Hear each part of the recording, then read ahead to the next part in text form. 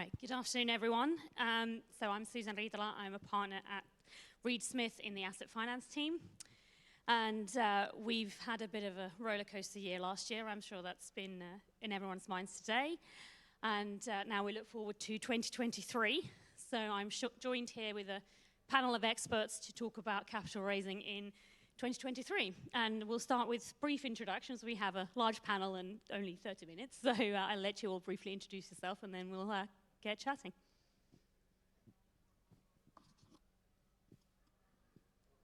Right.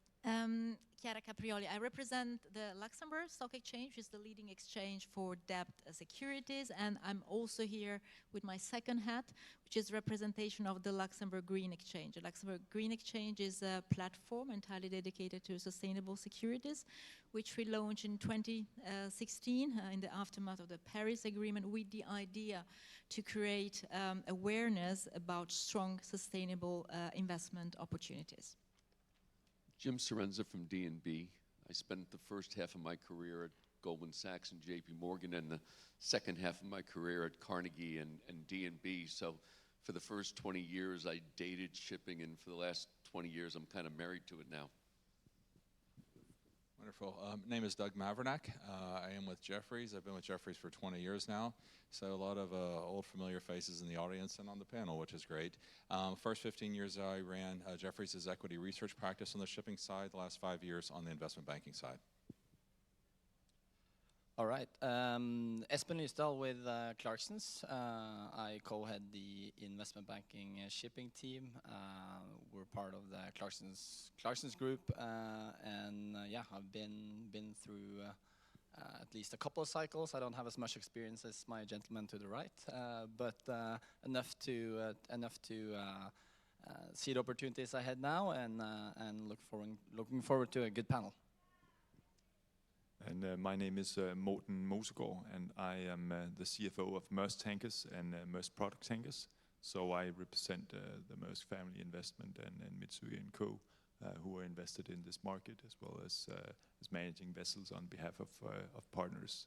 I've been in this industry for kind of 4 years now, and kind of have a background in banking for more than a decade.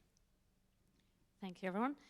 So I mentioned that we'd seen a lot of uncertainty in the markets last year, and while the tanker markets in particular had a bit of a strong end in the wake of the Ukraine war, there's certainly likely to be some more uncertainty in 2023, and we're hearing threats of recession being mooted. So starting from the owner's perspective, Morten, I'll start with you. What do you expect 2023 to bring in terms of capital raising opportunities? Yeah, thank you. I think it's a good question to start the answer, looking back at what we've discussed basically all morning, the uncertainties that are in the market, and I think there's basically three broad categories. There's the macro uncertainty that you raised before. There's definitely the geopolitical uncertainty, and obviously then there are some of the more well-known factors in shipping supply and demand that we have quite good visibility on. And if you kind of look at those three, on the supply side, we're fairly comfortable with what we see right now, but obviously keeping a steady eye on the new buildings. Second, on the macro, it's more like a neutral. We all heard China being reopened being one of the positives, but also to a certain extent offset in terms of optimism by what's going on in the Western Hemisphere and the potential recession, even though it seems that people are getting more comfortable the way we are now. So that's more like a neutral. And then we have the geopolitical uncertainty, which to a large extent defined the market last year. And I think that is where we're at least thinking that something might have changed compared to where we were a couple of years ago. Because if you really were to look at supply and demand in the market, we're pretty much where we were now when you look back pre-COVID, right? In terms of fundamentals. But as of this point, we have a new factor, which is sanctions and the likelihood of new trade patterns emerging on the other side of February 5. So what that means is, and I think that's important, it doesn't mean in my book that we're just going to see markets now changing course and becoming steadily high for the foreseeable future. I think what we're seeing right now is that we are basically landing at the base load level of the market, but the market is kind of like inelastic and it's stretched more now, so more things are likely to happen. And the implications for us in that case are kind of like three things in terms of investment. One is looking at asset prices. Even in this market, it looks like a fairly challenging prospect in terms of returns, in terms of buying new assets with long deliveries. So the appetite from our side from entering that is fairly limited, I would say. If you look at being present in the market, I think we're betting to a more balanced stage in terms of risk rewards, and we're quite optimistic about the market. But what it entails to reach the benefits of a market that's not high, basically going to stay high, is that we have to be assuming operational risk. We don't have appetite for chartering out our vessels. We're more inclined to be in the spot market, which of course requires a bit more prudence in terms of financial structure. So I'm not seeing us leveraging, but more, not so much on the financial side anyway, but more on the operational side and trying to find those peaks in the market. And then finally, I think in terms of the fleet we have, obviously the high returns that you get is very much on the older fleets. So investments in retrofits is something that's also very much on our mind. And I can hear from the bank that were on the panels this morning that's also very much from their side getting a higher interest. So those three things, I mean, retrofitting and optimizing the value of vessels, making sure that we have capacity for spot exposure, and then third, staying a bit away from new builds at this point. Thank you. Espen, I'll come to you next. Your thoughts? Yeah, sure. I mean, I agree with a lot of Morten's comments, and I think first of all, uncertainties is good because uncertainties means opportunities, and I think if we were to look ahead now and we look at dry bulk, we look at product tankers, we look at tankers, crude tankers in general, the supply side is very, very limited. And I think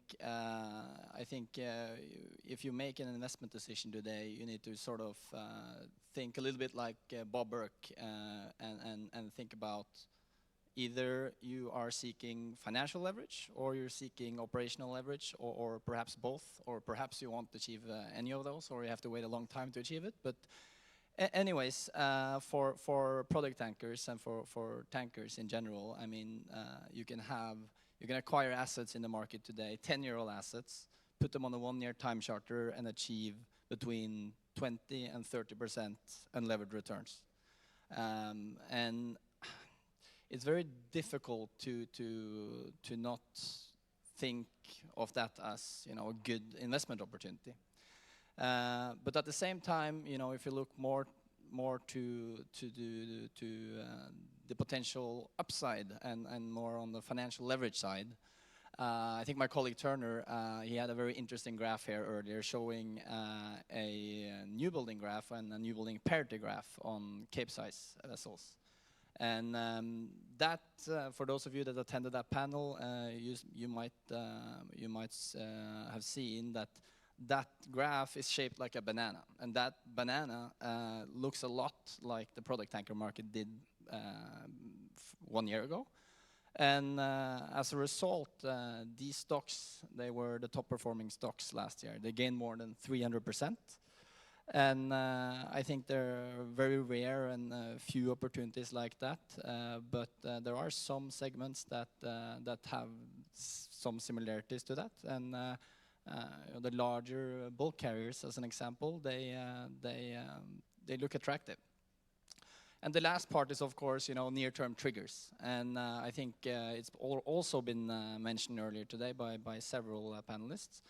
But China reopening for dry bulk accounts for 40% of global trade for dry bulk and 50% of ton mile. So, there's some near-term catalysts that are really exciting, and I think that is a good investment to look into. Thank you.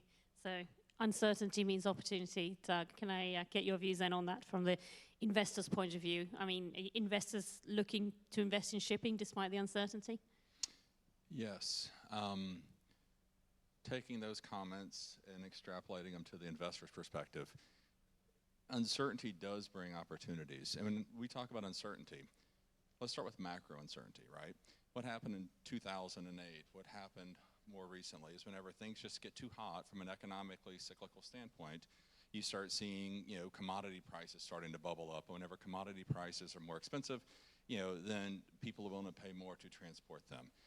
And so it happens every cycle. But when people talk about shipping being counter-cyclical, et cetera, it's more like later cycle. Whenever things, once again, just get a little bit too overheated, you start seeing our sectors do well. So that macro uncertainty that the rest of the market is experiencing, S&P down 20%, housing down this, people making calls on what the Fed is going to do next, we're all enjoying the benefits of that because that's generally how shipping works. So macro uncertainty is generally helpful, but even geopolitical uncertainty.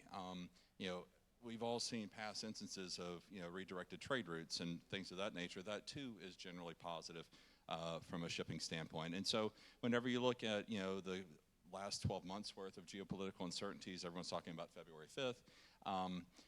Even once that passes, I think most of the EU has rethought their energy security, and they are going to be less reliant upon past sources of energy to some extent, if not a large extent.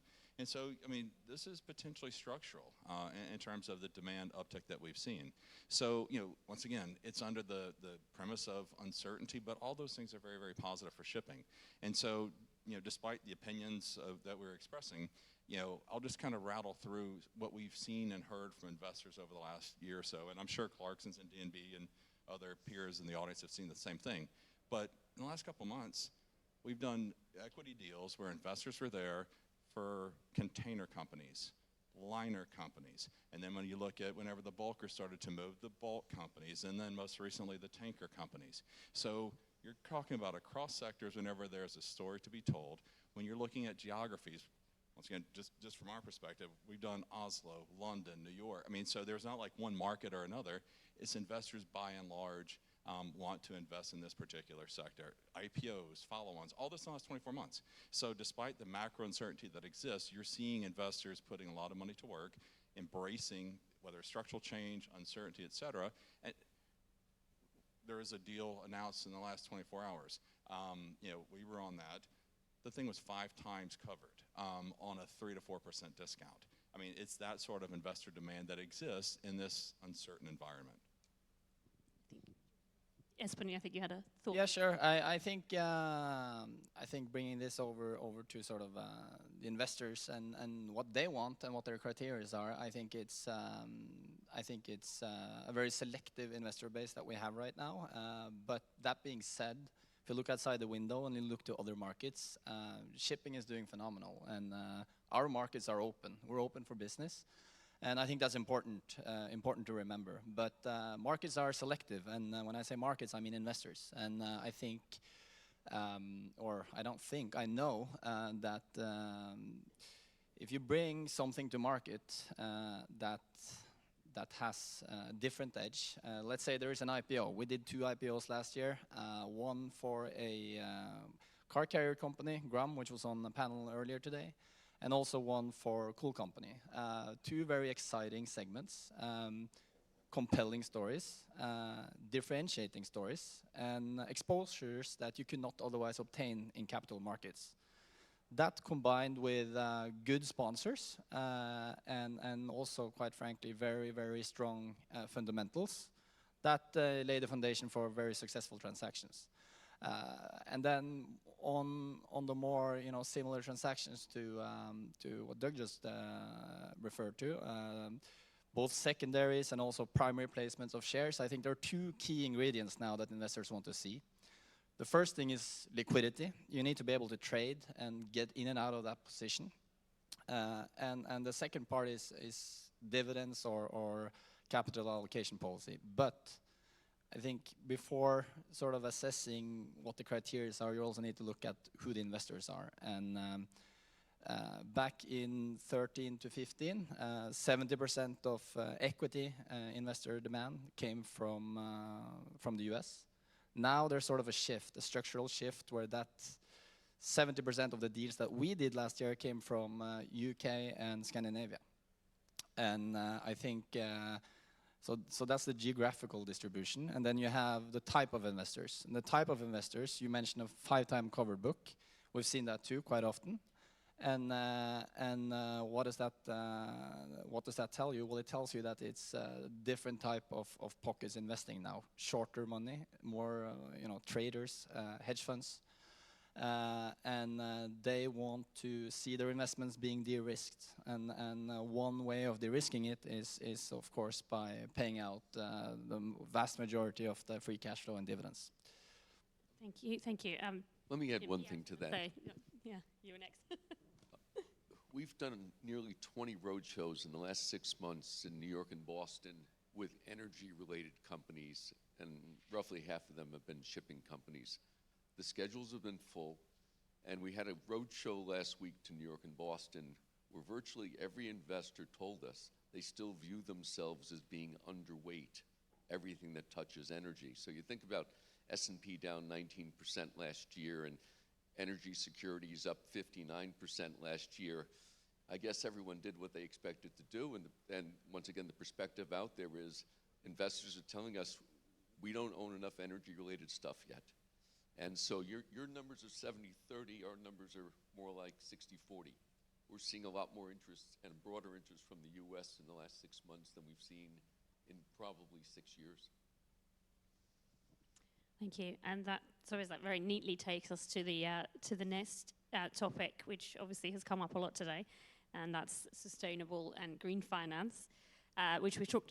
So if we put together the kind of sustainable and green initiatives with these various types of uncertainty we talked about, how is this likely to affect owners' ability to get investments towards sort of decarbonization, fleet renewals type targets? I think, can investors provide the necessary funding at kind of prices that owners are willing to pay?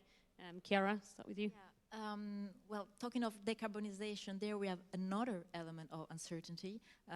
We have seen the macro uncertainty. Decarbonization is bringing uncertainty at the level of not knowing yet which will be the winning technologies, the one worth investing in. So, but that's not necessarily a bad thing. I think that investors, since ever, know they have to make informed bets on where to put their money. Now, decarbonization is bringing an additional layer of due diligence, which is more and more structured with investors. It's a diversification opportunity for companies, especially from hard-to-abate sectors like shipping, for instance.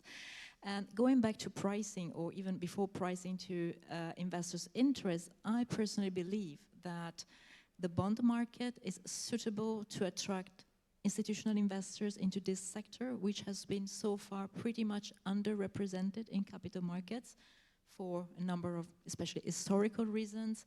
They would be more than willing to invest in greening entirely a sector that is so core for the economy, rather than just divesting from a sector that might have more difficulty than other sectors to decarbonize and to future-proof itself. So that leads us to pricing. We have seen in debt capital markets at least two big ways to get finance. The first one is via plain vanilla bonds. So an issuer would raise money for whatever purpose without having to report back to the investor community how is going to use the money for. Now, the second way to get this kind of financing is via labeled sustainable securities.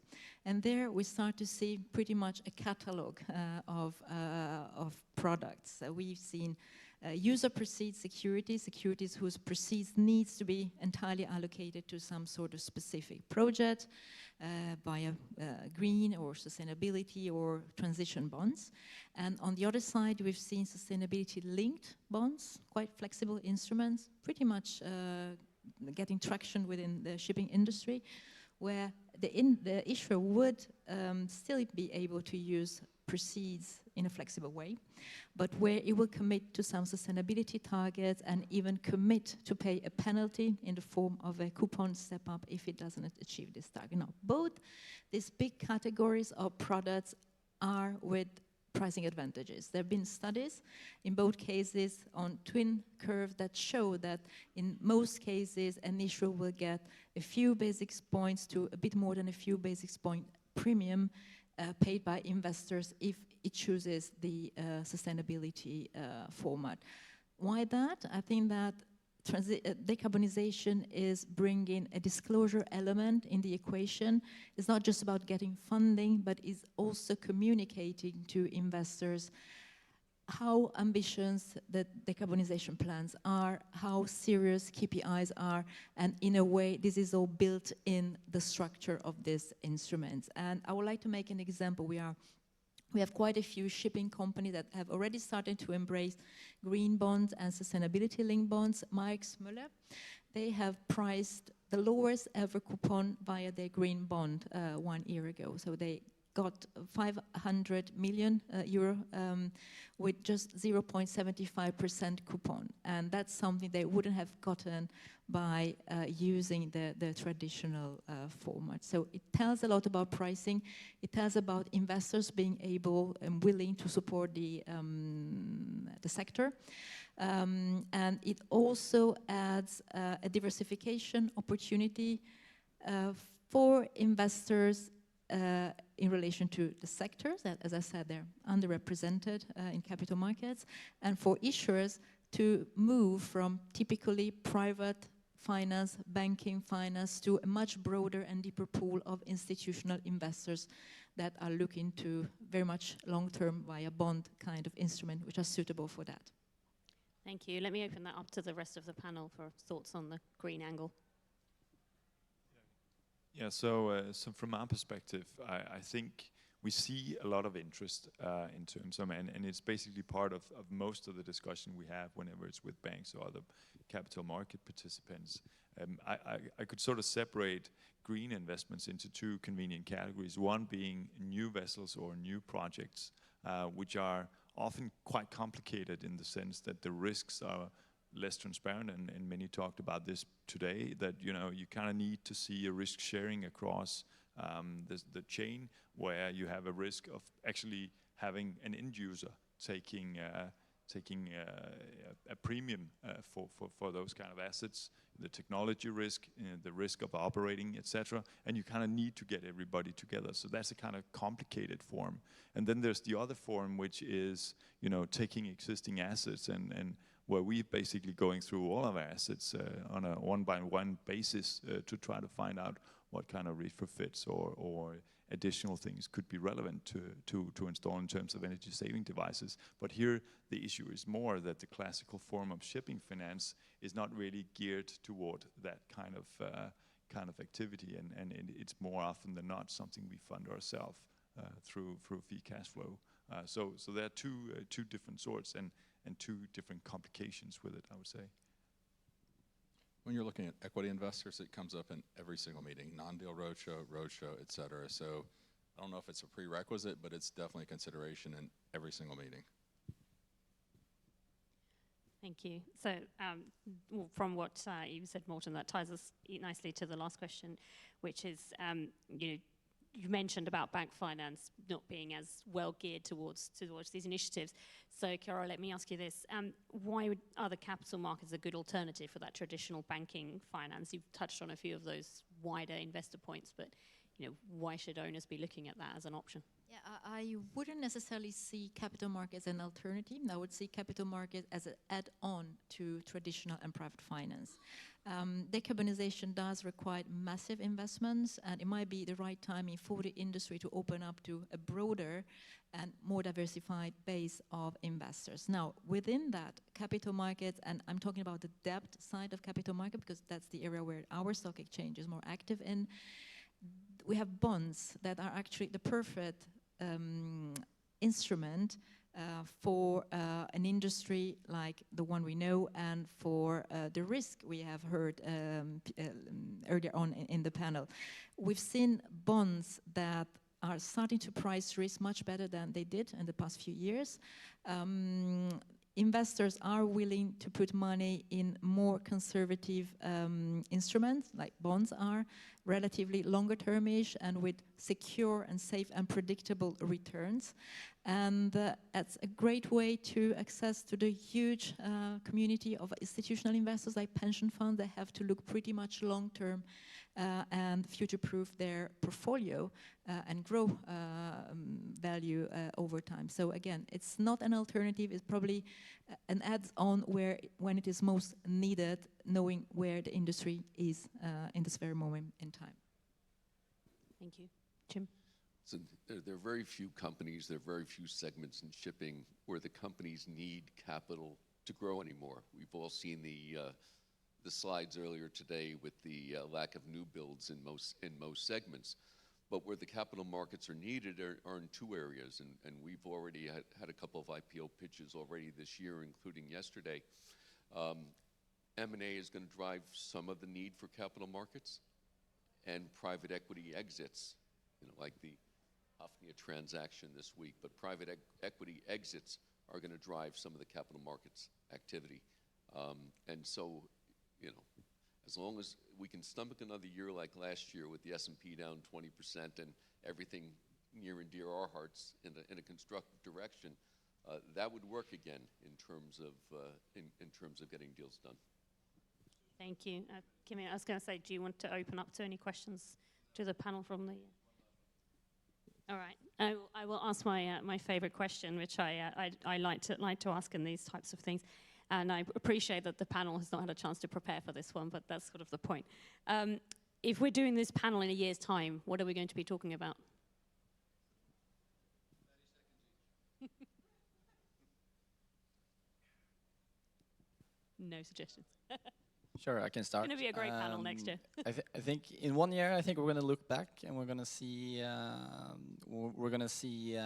a dry bulk story that has played out, and I think we're also going to see.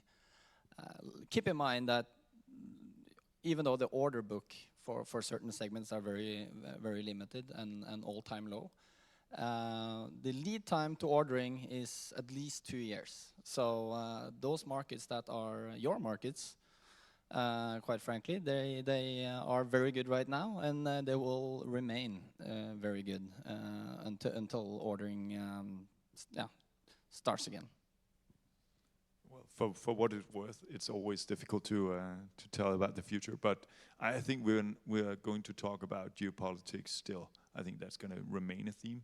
I don't think we're going to talk so much about macro. I think we're going to talk about recoveries in certain places.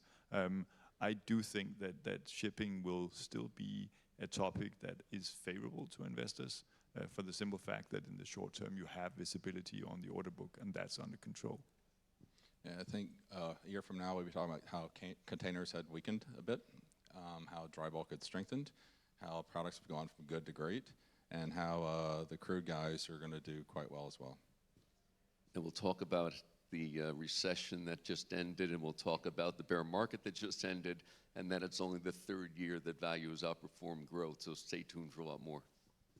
Within that, I think, and I hope that we will be talking about success stories within sustainable finance that can be leveraged with a lot of escalation in the rest of the industry. Perfect. Thank you very much, everyone. Thank you. Thank you.